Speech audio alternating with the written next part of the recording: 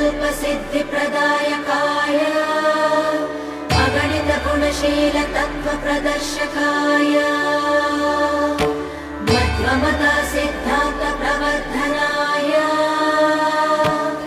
परमगुरु श्रीगुरुराघवेन्द्राय नमः।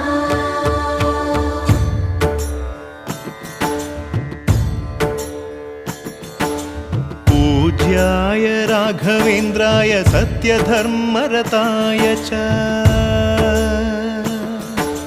भजतां कल्पवृक्षाय नमतां कामधेनवे।